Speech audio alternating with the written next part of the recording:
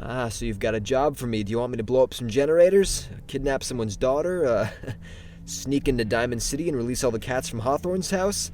Wait, you want me to tell you about us, the Gunners? That's what you're hiring me for? Okay, well, I guess if the pay is good, I'll tell you all you want to know. Today, I will be listing my top 5 facts about the Gunners in Fallout 4. Let's get into it.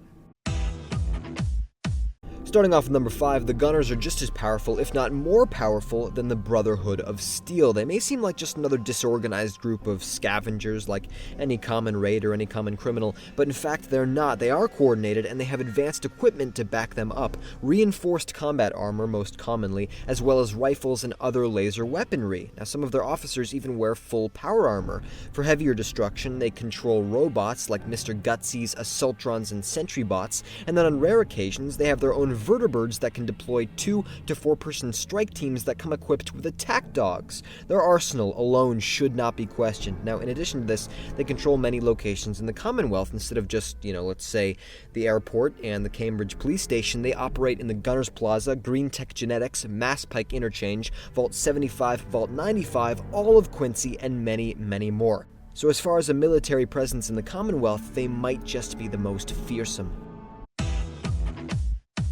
Number 4, no job is too small for the Gunners. Obviously, they can be found wiping out whole settlements, tracking people down and killing them, but given their nature as mercenaries, if you pay well enough, they'll do anything. This is why you can find them in places like Parsons State Insane Asylum, and they're not even hostile when you first approach. They were hired by Jack Cabot to guard the place so that his father doesn't escape, and they're doing exactly that. Now, other examples of this would also be going to Hallucigen Incorporated for tech retrieval, as well as trying to deliver a case of pristine Deathclaw eggs to Wellingham and Diamond City. Of course, that didn't go so well, and you can find all of them dead, but they didn't even realize what they were transporting until they were trapped. All they were told is, get this from point A to point B, you'll get this many caps, and off they went. So if you wanted to pull a prank on Nick, get someone to show up at his house dressed like an Institute courser and say, "It's time you came home, Nick. Father misses you." Yeah, I bet the Gunners would do it. Number 3, many of them get their blood types tattooed onto their foreheads. Now this has 2 main purposes. First, the battle medics know exactly what that person needs, so if they're on the battlefield, right, they've been shot, they're losing blood quickly, the medics know what to hook them up to. Why the forehead? Well, because if they can't see the symbol anymore, doesn't really matter then, does it? Now the second reason is for initiation. The Gunners are strict when it comes to loyalty, and they want to recruit people who are going to support that. So by tattooing this, regionally accepted symbol onto your head, there's no hiding who you are. Other people know you're a gunner. Other gunners, they know you're a gunner. Gunner, he knows you're a gunner. And Gunner really doesn't know many things. For starters, he doesn't know his own blood type, so he tattooed an F on his forehead for Phantom. Bless his heart.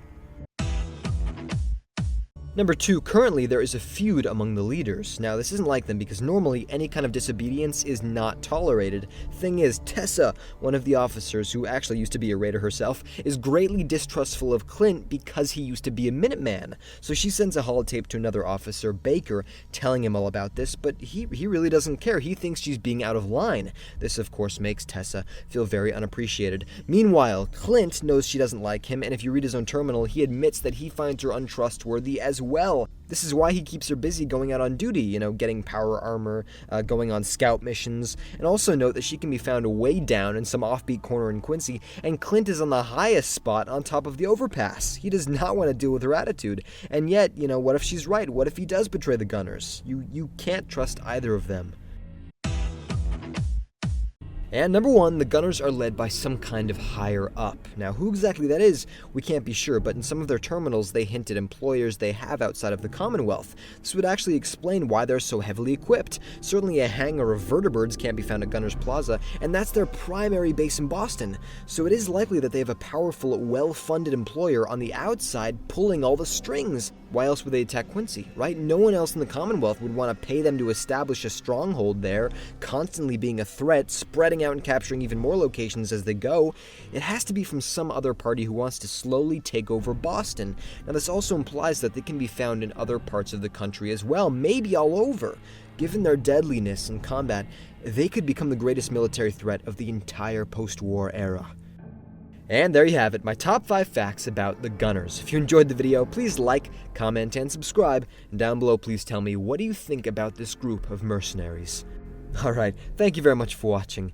And now I believe you owe me What's this, 50 caps? For all of that? Alright, hands behind your head. You're coming with me.